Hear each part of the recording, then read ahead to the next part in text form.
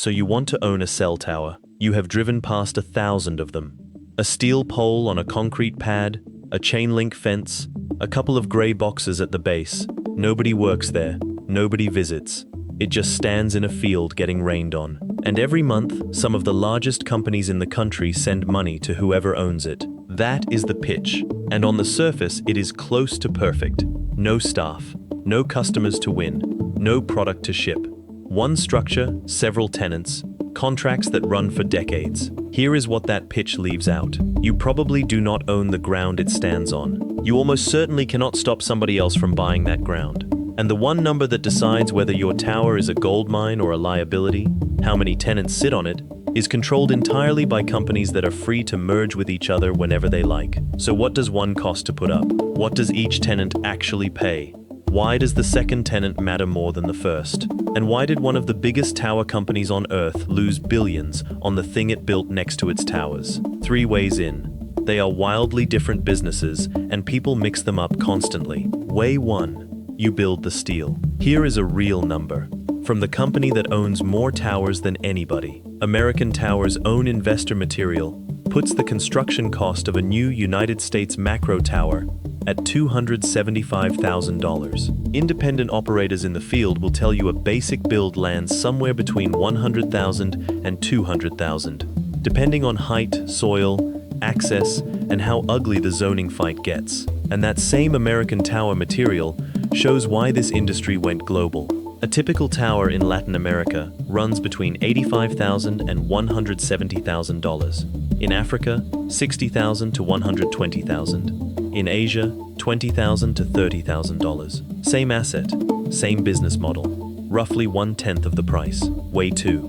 You buy towers that already exist. Here is what that looked like when the industry was young. In the middle of 2000, one tower company disclosed agreements to acquire 147 existing towers across 38 separate transactions for a total of $56.4 million. Do that division. Around $384,000 a tower for structures already standing with tenants already on them. Today, the market is nothing like that. United States towers change hands at roughly 30 to 34 times their cash flow, and the listed tower companies themselves trade in a similar band. Sit with that multiple for a second, because it tells you what kind of asset this is. Nobody pays 30 times cash flow for a business they think might shrink. Way 3. And this is the one ordinary people can actually reach. You do not own the tower at all. You own the dirt underneath it. A specialist firm that has advised thousands of landowners reported that the average new tower lease proposal in their database over 2018 and 2019 came in at $1,050 a month. Across a standard 25-year lease, that adds up to something in the region of $459,000 to the landowner. You build nothing, you maintain nothing, you collect. But before you go looking at your backfield, one cold fact from that same firm. If you think your land is the right land, the odds are under 2.5% that you are correct. Carriers do not pick a property because the owner wants a tower. They pick from inside a search ring drawn by an engineer, and either you are in it or you are not. Now the split that decides everything, and every experienced operator in this business says the same sentence. Never build a tower without a committed tenant. There are 1-tenant towers all over America. There are 0-tenant towers too. Steel standing in a field, fully permitted, fully built, earning nothing. Because the number of tenants is not a detail. As you are about to see, it is the entire business. Buy a tower, and 5 things come with it. First, and this catches people every time, the ground lease. You own the steel, you rent the dirt. Almost every tower in America sits on land the tower company does not own, under a lease with escalators and an expiry date on it. Think about what that means. Your entire asset is bolted to a piece of property somebody else controls. When that lease comes up, you are negotiating from the weakest possible position because your tower cannot move, and other people worked this out a long time ago. There is a whole industry of firms that go around buying the land underneath existing towers, specifically so they can own the landlord side of that negotiation, which is why the tower companies now spend real money buying the ground back. American Tower lists ground lease purchases as a standing category of discretionary capital, right alongside building new towers. They are not buying land to develop it. They are buying it so nobody else can stand on their neck. Second thing you inherit, zoning, and the fact that everybody wants coverage and nobody wants the pole. A monopole and its ground equipment can fit in a footprint of about 20 feet by 30. A lattice tower needs a bit more. A guide tower, with cables anchored out to the sides, can eat anywhere from 1 acre to 20. But the physical space is the easy part. The hard part is a room full of neighbors objecting to a 100-foot pole in their sightline. Tower developers will tell you plainly that the real skill in this business is not construction. It is winning the zoning hearing. Third, setback and fall zone rules, which quietly decide whether your land qualifies at all. Fourth, the escalator, same as every other asset in this series. Rents step up on a contractual schedule, and over a 25-year lease, that clause compounds into serious money. And fifth, the document that matters most and gets discussed least, the master lease agreement with each carrier. That is the contract governing how the carrier's leases across your whole portfolio work, how they renew, how they get cancelled, what notice is required. When a carrier walks away from sites, they do not do it randomly. They do it on the schedule that document allows. Hold that thought, because it comes back and it does real damage. Now the money, and this is where the tower business gets elegant. Number 1, the anchor tenant, your first carrier on the pole. They usually negotiate the best rate, because without them, you would not have built it. Number 2, colocation, the second and third carriers who come along later and hang their equipment on steel that already exists. Number 3, amendments.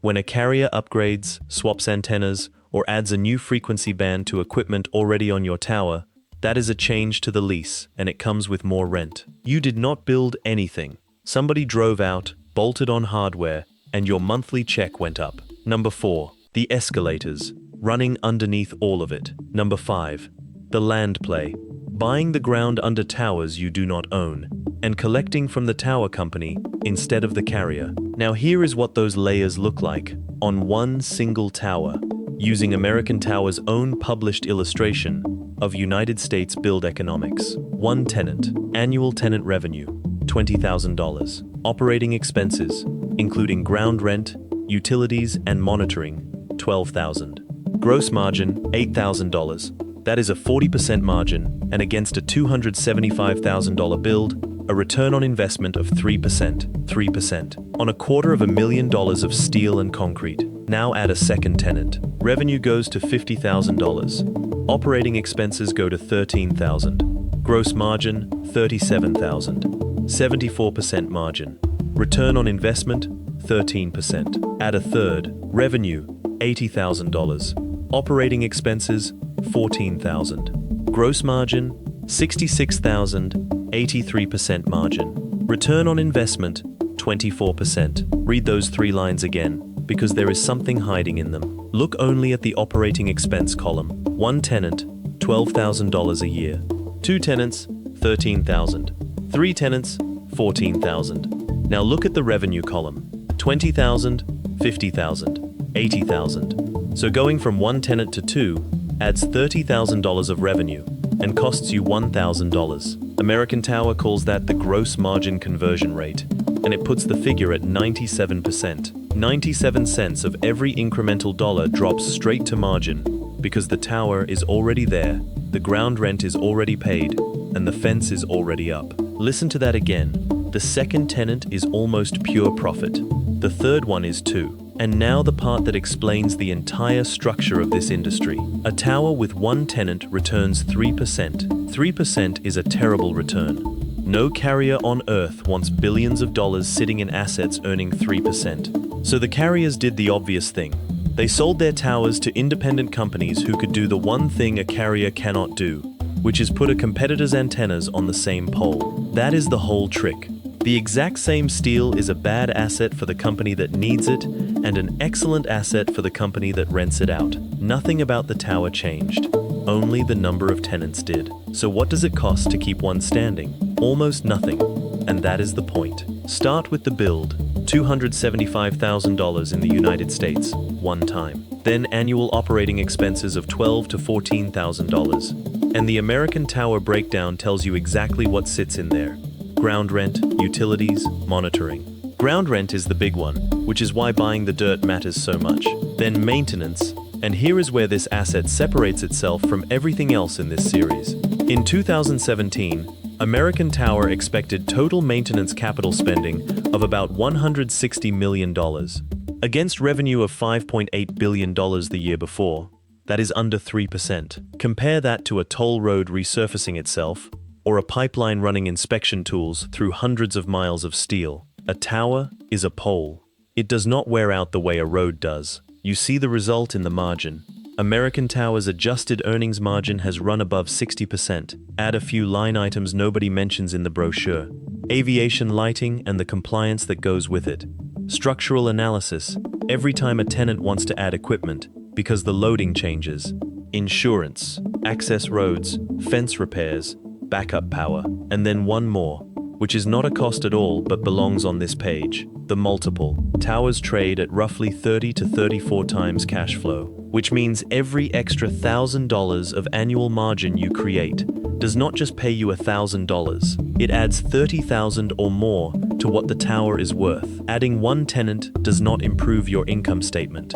It repriced your entire asset. So this is an asset with a tiny cost base, an enormous valuation multiple, and one glaring vulnerability. Here it is. Your tenants can merge with each other, and there is not one thing you can do about it. Watch how this played out in public. In 2018, when a merger between two large United States carriers was announced, one tower company filed a disclosure spelling out its exposure. Those two carriers made up about 19% and about 14% of its site rental revenues. And then the number that mattered. On towers where both carriers already sat, each one contributed roughly 6% of consolidated site rental revenue. Think about what happens on those towers. 2 tenants, 2 rents, 1 pole. After a merger, that is one tenant paying 1 rent on the same pole. Your revenue on that site does not fall a little, it falls by half. That same filing noted an average of about 5 years of term remaining on one carrier's leases and about 7 on the others. So the damage was not immediate, it was scheduled. That merger closed in 2020, and then the churn arrived exactly the way the paperwork allowed.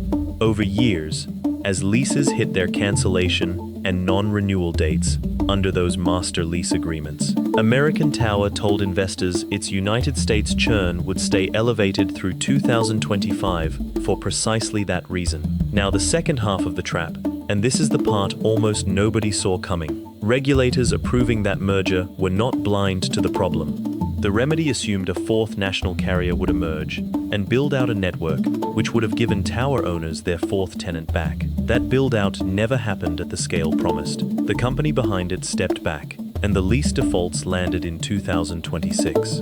Analysts covering the sector put the earnings hit at roughly 42 cents a share for one tower company, and about 50 cents for another, and it is still going. Another regional carrier is now being absorbed by a national one, and the same churn cycle is starting over. So here is the trap, stated plainly. You own the steel.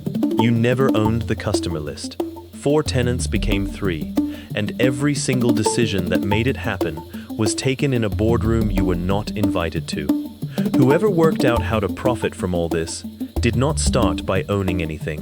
In 1989, in Boca Raton, Florida, a man named Stephen Bernstein started a business under his own name. He had come out of the telecom world, and he understood something most people did not, which was how a carrier chooses where to put a cell site. So he sold that knowledge. His firm did site acquisition, zoning, permitting, and construction management. Carriers hired him to go find the land, win the hearing, and get the steel in the ground. Good business, real skill, and a ceiling. Because when you build a tower for somebody else, you get paid once. One fee, one project, then you go find another one. Meanwhile, the carrier that owns the tower you just built collects rent on it every month for the next 25 years.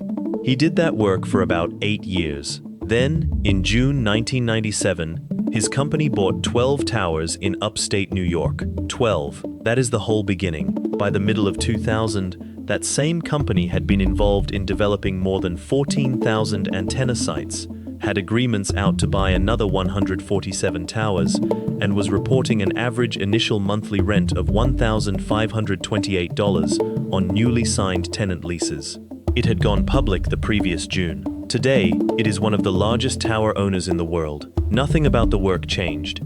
He knew the same things on the day he bought those 12 towers as he did the day before. He just stopped selling the service and started owning the asset. Which brings us to a company that already owned the good asset and went looking for a better one. Crown Castle owns around 40,000 towers in the United States. By any measure, that is one of the finest collections of infrastructure in the country. Tower revenue was growing organically at 4.5% a year, year after year, quietly. Then it decided the future was somewhere else. Its bet was on small cells and fiber. Instead of one tall pole serving a wide area, thousands of small units on street furniture, fed by fiber, delivering dense capacity in cities. On paper, the next generation of the same idea. Crown Castle went in hard. Over the years, it invested more than $17 billion on a net basis into that fiber and small cell business. It did not work the way the model said. Deployments ran into permitting delays and higher costs. The company cut back small cell builds. In 2024, it reported a net loss of more than $3.9 billion, against positive income of about $1.5 billion the year before, driven by an impairment written against that fiber unit. Then came the decision. On the 17th of March, 2025, Crown Castle announced it was selling the whole fiber segment, the small cell business, to a private equity infrastructure fund for $4.25 billion. The long-haul fiber business to another operator for $4.25 billion. $8.5 billion in total. That deal closed on the 1st of May 2026 at about $8.4 billion net of adjustments. Now put the two numbers side by side. More than $17 billion in, roughly $8.4 billion out. And here is the sentence that matters. Throughout all of it, the towers were fine. Tower organic growth kept running around 4.5%. Nothing was wrong with the 40,000 poles. Crown Castle sold its future, cut its dividend, used the proceeds to pay down more than $7 billion of debt, and went back to being what it already was, a tower company. 5 habits, and every one of them comes straight out of what you just watched. Habit 1. Never put steel in the ground without a signed anchor tenant. A speculative tower is not an investment. It is a bet on an engineer's search ring. 0 tenant towers exist. Somebody paid for every one of them. Habit 2. Control the ground. Buy the land if you can. If you cannot, sign the longest ground lease anybody will give you, and put your own extension options in it. The tower cannot move. Whoever owns the dirt eventually owns the negotiation. Habit 3. Underwrite to 2 tenants, never 3. 1 tenant returns 3%. 2 returns 13. If your model only works at 3 tenants, you have built a business that needs a stranger to show up. Habit 4. Treat churn as certain, not as a risk. Carriers merge. It has happened repeatedly, and it is happening right now. Look at which of your tenants overlap on the same pole, because that is where the damage lands, and assume the merger comes. Habit 5. Remember what the multiple does. At 30 times cash flow, 1 extra tenant is worth far more in sale value than in rent. The survivors in this business are not optimizing monthly income. They are building towers that price well. Both years, honestly. Start with the good one. 3 tenants on your pole. Revenue around $80,000. Operating expenses around 14. Gross margin 83%. Escalators lift the rent every year with no work from you. Somebody adds a new antenna, files an amendment, and the rent goes up again. And behind all of that, a valuation multiple in the 30s. That is as good as infrastructure gets. There is a reason towers became real estate investment trusts and got bought by pension money. Now the bad year, and it is very specific. Your bad year is not a recession. People do not stop using their phones when the economy slows. Data traffic went up through every downturn of the last 20 years. Your bad year is churn. Lose 1 of 3 tenants, and revenue drops by roughly a third, while your operating cost barely moves. All of that comes out of margin. Go from 2 tenants to 1, and you are back at a 3% return on a $250,000 asset, and there is a scoreboard for that. American Tower has publicly described evaluating underperforming and untenanted sites in the United States and decommissioning around 300 towers as a result. Not sold, taken down. Its global average has sat around 1.9 tenants per tower. Not 3, under 2. So does it work? Yes, and it is one of the best cash flow assets in existence.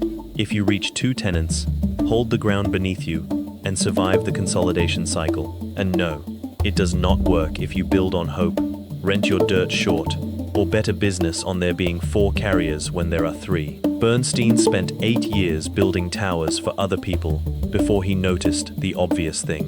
The builder gets paid once, the owner gets paid monthly for 25 years.